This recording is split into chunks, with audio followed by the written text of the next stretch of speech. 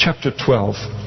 In chapter 12, we have the law of purification of women following childbirth. And then the Lord spoke to Moses, saying, "Speak to the children of Israel, saying, if a woman has conceived and born a male child," so she has conceived and carried the child for the 9 months and then now gives birth to the child. If it's a male child, then she shall be unclean for 7 days, ceremonially unclean for 7 days.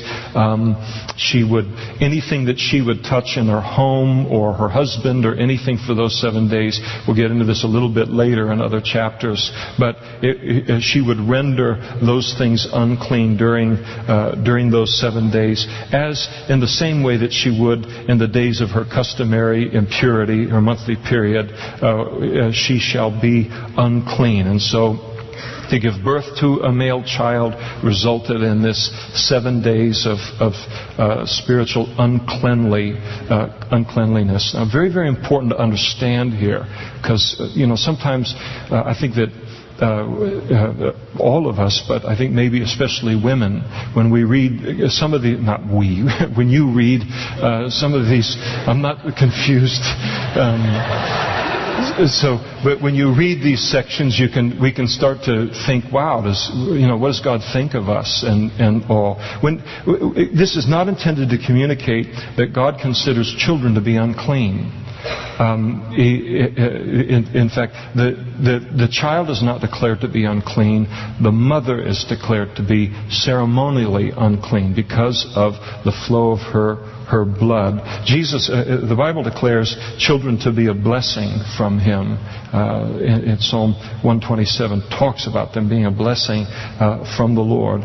Also, this does not mean that conception and birth of children is a wrong thing or a bad thing, or that the sexual relationship is between a husband and wife that produces the child is considered unclean by God. God initiated the physical relationship between a husband and a wife. In Genesis chapter 1, verse 28, He told Adam and Eve, "Be fruitful and multiply, fill the earth and subdue it." And then He declared concerning all of His creation that it was good. Indeed, it was very good. You say, well, that was before the fall. No, it was.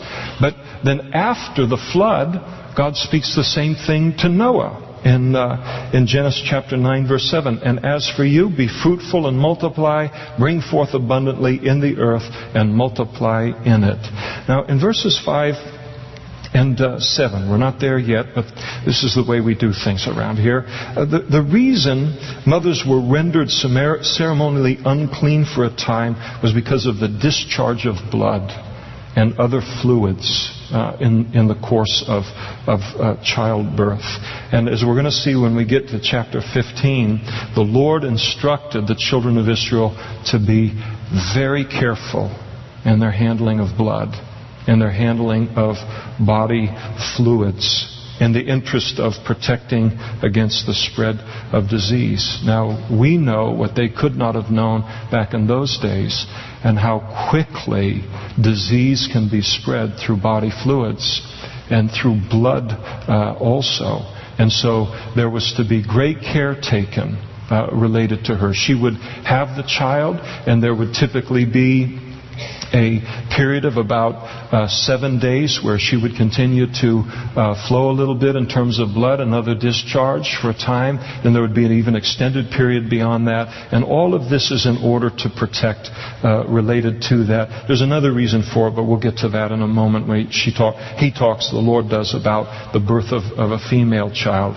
So she was rendered unclean for 7 days, then 33 days on top of that where she was ceremonially unclean. She was clean for contact with her husband again, but she couldn't go to the temple, or she couldn't go to the tabernacle. She couldn't touch anything that was associated with the worship of the Lord. For those 33 days, she would render all of that unclean. Now notice in verse 3, on the 8th day, the flesh of the male child of his foreskin shall be circumcised. And so remember, God, way back in Genesis chapter 17, He had given the rite of circumcision to Abraham as a sign of God's covenant with Abraham and with his descendants. What God does now with circumcision is He makes it a part of the law of Moses. And so that's what's happening here. And circumcision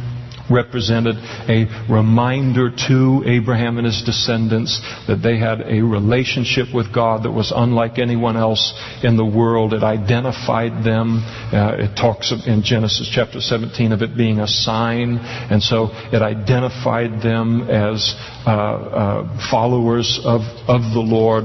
And so to obey God in circumcision communicated that you believe that God would keep His promises to you. And it symbolized the cutting away of the flesh, and that we're a people who are not dominated or ruled by our flesh, but we're ruled by God. Now, very interesting as we go away from the spiritual side of it and back to the physical kind of personal hygiene side of things. Isn't this great? It's just like being in school again, isn't it? And but I am a qualified expert on these issues. But the interesting thing, just reading in the Modesto Bee within the last 2 months, and talking about here's the Modesto Bee and the secular press and all, and they were speaking written a very lengthy article on favorably of male circumcision in the world, in terms of slowing down the spread of disease in what are called developing nations or third world nations. There's something very real where people who do not have access to a shower every day, or 2 showers every day, or 3 showers every day, or whatever you want to do in terms of personal hygiene, they don't even have that as a consideration. And so the circumcision brings these sexually transmitted diseases and other diseases way down.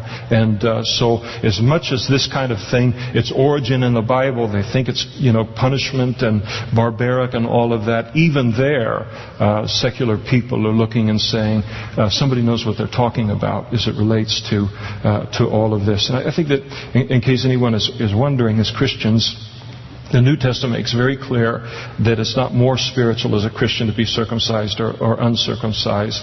The way that we reveal our relationship with God is not through a physical circumcision, but through our obedience to God in this world. The Apostle Paul put it this way, 1 Corinthians chapter 7, verse 18. He said, "Was anyone called while circumcised? Let him not become uncircumcised. Was anyone called while uncircumcised? Then let him not be circumcised. Circumcision is nothing, and uncircumcision is nothing, but keeping the commandments of God is what matters." Colossians chapter 3, verse 11. Where there is neither Greek nor Jew, circumcised nor uncircumcised, barbarian, Scythian, slave or free, but Christ is all in all. So the boys were to be circumcised on the 8th day, and as we noted when we dealt with it way back in Genesis chapter 17, the 8th day is the perfect day for the circumcision of a little boy. It isn't until if a boy was circumcised before day 5, he'd probably bleed to death in the ancient world. The clotting abilities of the body not developed enough at that point in time. But on day 7, and it's vitamin K developing within the child. On day 7, the clotting of the child until day 10 the clotting abilities of a child is at its highest in its entire life. After day 10, for the remainder of that child's life, his clotting abilities in his body will then diminish. It is the single ideal time for anything surgical to happen related to that child is between the 7th and the 10th day. The 8th day is ideal. Only God could know that. And as He prescribes this for them as a sign of His covenant. And then she shall continue in the blood of her purification 33 days. So that's the reason for it, the blood of her purification. She shall not touch any hallowed thing, nor come into the sanctuary until the end of her purification.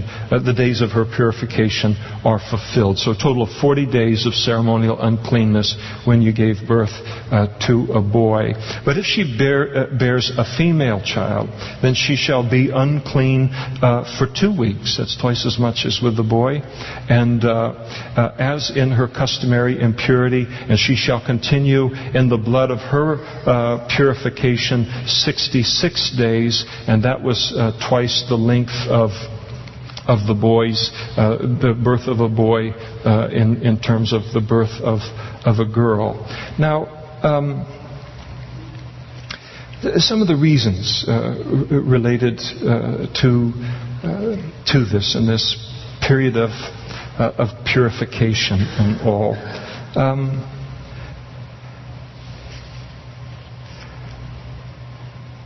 After the 7 days, you would have, especially with the male, for the additional 33 days, you'd continue to have a flow of blood periodically and discharges and these things.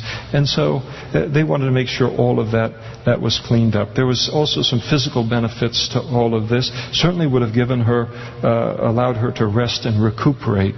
Get settled in with a new child. I don't have to entertain anyone. I don't have to go anywhere. Any of these things. And I think it also would have protected the baby against sickness. You're not taking the baby out into all of these things and dangerous in that ancient world. And also, I don't think that there's any doubt that this long period of ceremonial uncleanness reminded everyone of the curse of Adam and Eve's fall and sin in the Garden of Eden. And I think that's the main intent of God behind it. The child is not unclean.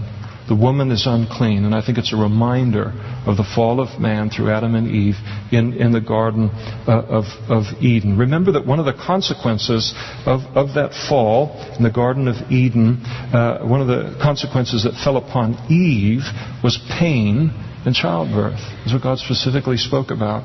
To the woman He said, I will greatly multiply your sorrow and your conception. In pain you shall bring forth children. Now apparently prior to the fall of man, childbirth was not intended to be painful. Was not going to be painful. Now, what that means, I don't know, and how all of that might have worked out. But that was the design. Pain involved in the delivery of a child. That was post-fall. And I think if the men got away with it, God said, no, the earth is cursed. Weeds, thistles, all of this, you're going to earn your living by the sweat of your brow. So both male and female bore consequence immediately related to the fall of man. And so this childbirth, as we know it today, specifically the pain involved, it's a reminder of the fall of Adam and Eve in the garden. So as wonderful as bringing a child into the world is, as wonderful as the birth of a child is, here is the reminder that they have brought a sinner into the world. They have brought a fallen, sinful, unclean human being into the world. And if you don't think you gave birth to a sinner when you brought that child into the world, you're very new in things. They will do things wrong that you don't have to teach them to do. You can keep them away from TV. You can keep them away from every kind of input. And they will expose themselves as sinners sooner or later. You don't have to go up to a child and say, now listen, when I go into the store, let's just be peaceful for about 5 minutes. And then I'd like you to just throw a fit. Okay, right by the candy counter. I'd like that kind of... So they just do that on their own, don't they? They're just little sinners just like you. Tough gene pool. And you know that. You know what you are on things. So it was a reminder that you have brought something wonderful, a gift from God into the world, but you have brought a sinner into the world too. You have brought another person into the world that is going to add their load of sin to Jesus on that cross at Calvary. When King David, he wrote in Psalm 51, he said, "Behold, I was shapen in iniquity, and in sin did my mother conceive me." Now, he's not saying anything bad about his mother there at all. He's just simply stating the fact that every birth introduces a new sinner into the world. That sin nature is imparted at conception. New Testament verses declare the same thing. Romans 5:18. "Therefore, as through one man's offense judgment came to all men, resulting in condemnation, even so through one man's righteous act the free gift came to all men, resulting in justification of life." Ephesians chapter 2, verse 3. "Among whom also we once conducted ourselves in the lusts of our flesh, fulfilling the desires of the flesh and of the mind, and were by nature children of wrath, just as others." We came into this world as sinners, deserving the wrath of God.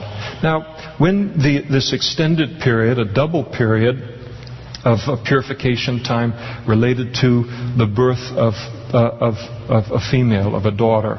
Again, it would be so wrong to view this negatively about the birth of a daughter, that daughters are less than sons and all of that. I speak that as a father of 2 daughters, and or that God views the birth of a daughter as more unclean than a male child. It is possible that this period of purification was doubled in light of the fact that she would probably bring more sinners into the world one day. There's a possibility. We don't really know. Or it could be as a reminder of Eve's very significant role in the fall of man. Eve sinned first. She did sin first in that Garden of Eden. Or perhaps it was just the shortened period of purification associated with the male child had something to do with the circumcision. We really don't know for sure. But where we don't know, we don't want to read into silence on something like that.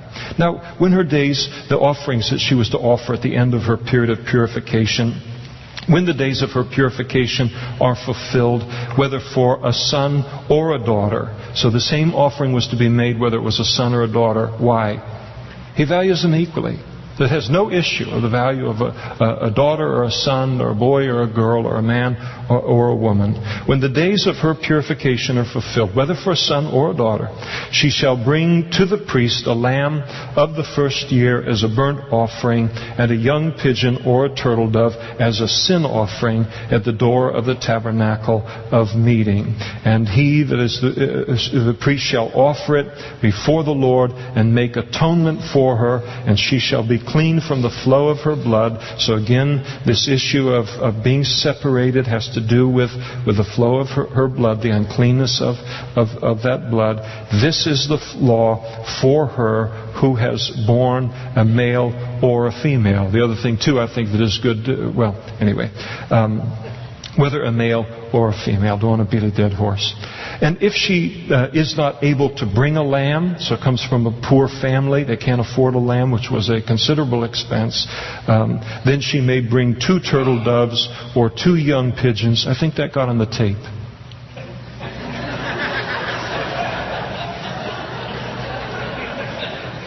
God bless you. And if she is not able to bring a lamb, then she may bring 2 turtle doves or 2 young pigeons. One is a burnt offering, the other is a sin offering. And so the priest shall make atonement for her, and she shall be clean. And so the offering for a middle class or an upper class family involved a lamb, and then a bird. If you were poor, 2 birds. Which is significant for us because Joseph and Mary, following the birth of Jesus, when they came in to offer the sacrifices related to Mary's purification and all, what did they bring? They brought 2 birds, and indicating that Jesus was born into a poor family, not a poorer family. He was born into a poor family, and God Almighty chose for His Son to be born into and raised in a home and a family that was poor. They paycheck to paycheck and working hard and hustling and all those kinds of things. That's where he had his son raised. It's good to think about with 7th Street, isn't it, Leaf, on that?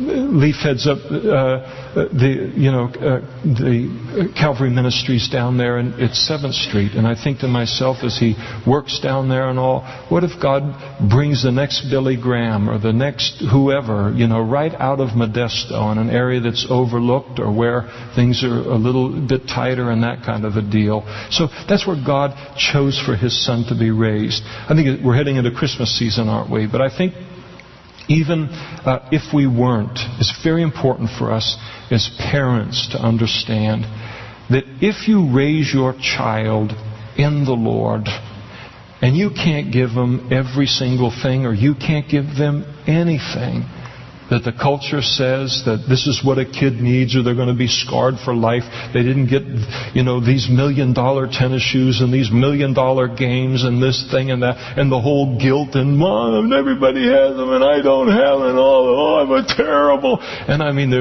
nobody knows guilt like mothers, and fathers are prone to it too. And we can begin to think, we've just denied our children every opportunity. It's not true. We raise our children in the ways of the Lord. We raise our children in the context that He has put us in. He knows what our context is, what we have, what we don't have. And our children will never be less than what they can be and what God wants them to be spiritually, and an impact for the world based upon some material thing that we can or we cannot provide to them. And it's good for teenagers to be aware of that too. I think that as the pressure is on to have this or not have this or these things, and Mom and Dad can't pull this off and these things, it's okay. It's okay. Jesus